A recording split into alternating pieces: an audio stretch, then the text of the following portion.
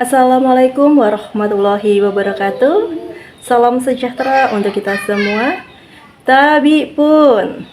Saya Sintiara Nazari, mahasiswa Universitas Terbuka UPBJJ Bandar Lampung, Fakultas Ilmu Komunikasi dengan nomor NIM 0551076657 untuk memenuhi tugas 3 dari sesi 7. Pada kesempatan kali ini saya ingin mengajak teman-teman semua untuk memahami pentingnya mengelola stres dalam kehidupan sehari-hari.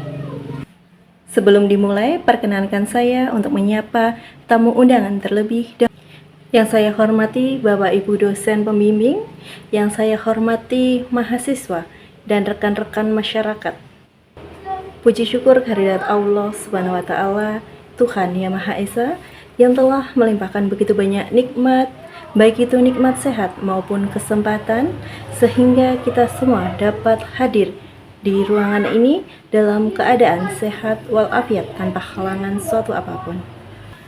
Hadirin yang saya hormati, sebelum saya lanjut di isi dari pidato kali ini, bolehkah saya bertanya? Ya, pernahkah Anda merasa kepala terasa berat setelah menjalani hari yang panjang? Tugas kuliah menumpuk, deadline pekerjaan yang tidak ada habisnya, ditambah tekanan dari lingkungan sekitar? Rasanya seperti dunia sedang berdiri di atas pundak kita? Jika jawabannya iya, maka Anda tidak sendiri. Anda adalah bagian dari jutaan orang di seluruh dunia yang setiap harinya berjibaku dengan apa yang kita sebut dengan stres. Stres bukan sekedar perasaan tidak nyaman. Stres adalah sinyal dari tubuh kita bahwa ada sesuatu yang perlu diperhatikan dan ditangani. Sayangnya, banyak di antara kita yang justru mengabaikan sinyal ini. Hingga akhirnya tubuh dan pikiran kita yang menanggung akibatnya. Oleh karena itu, pada kesempatan yang berbahagia ini, yang berharga ini, saya ingin mengajak kita semua untuk berbicara lebih serius tentang satu hal yang sering dianggap sepele, namun berdampak besar, yaitu pentingnya mengelola stres dalam kehidupan sehari-hari. Hadirin yang berbahagia, sebelum kita membahas cara mengelola stres, penting bagi kita untuk memahami terlebih dahulu mengapa stres harus ditangani dengan serius.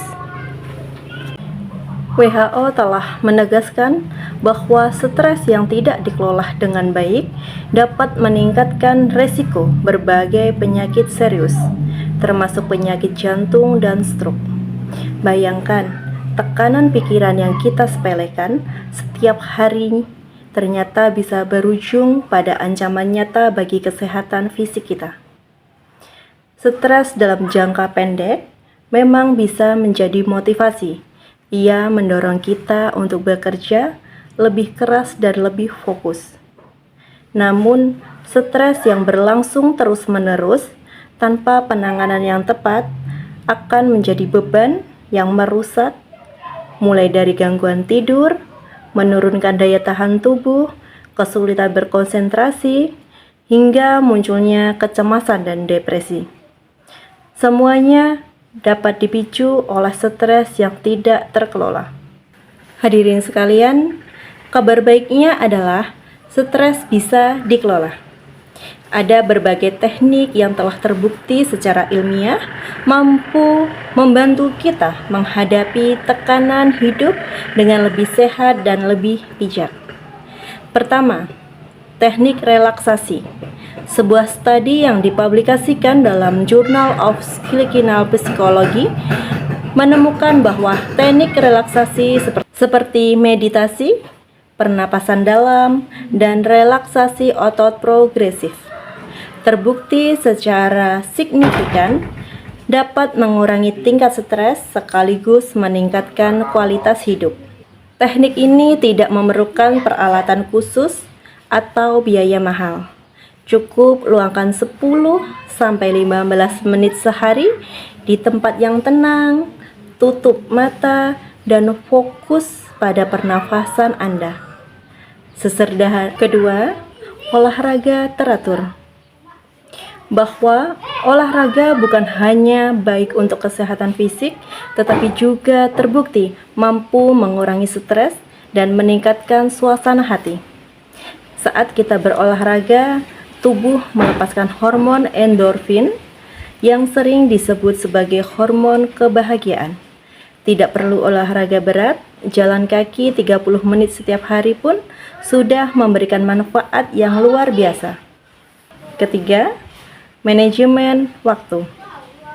Salah satu penyebab terbesar stres, terutama bagi mahasiswa dan pekerja muda, adalah perasaan kewalahan karena terlalu banyak hal yang harus dikerjakan dalam waktu yang terbatas.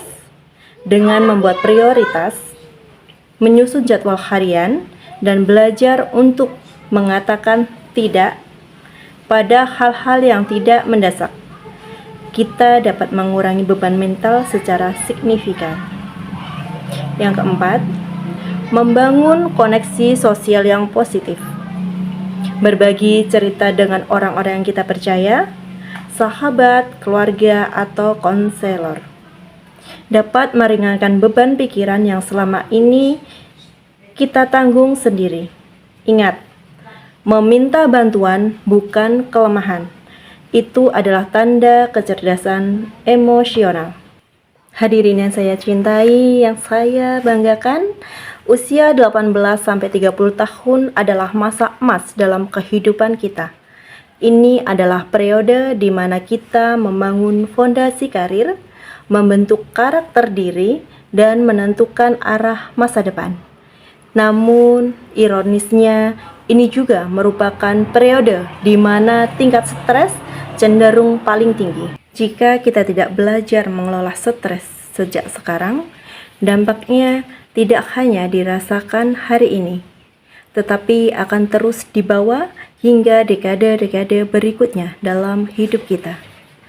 Sebaiknya, jika kita mulai membangun kebiasaan sehat dalam menghadapi tekanan, kita sedang berinvestasi untuk masa depan yang lebih sehat, lebih produktif, dan lebih bahagia.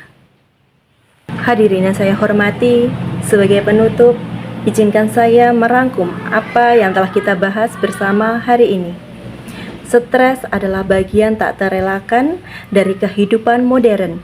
Namun, stres yang tidak dikelola dengan baik dapat menjadi ancaman serius, bukan hanya bagi kesehatan mental, tetapi juga bagi kesehatan fisik kita. Kita memiliki berbagai pilihan untuk menghadapinya.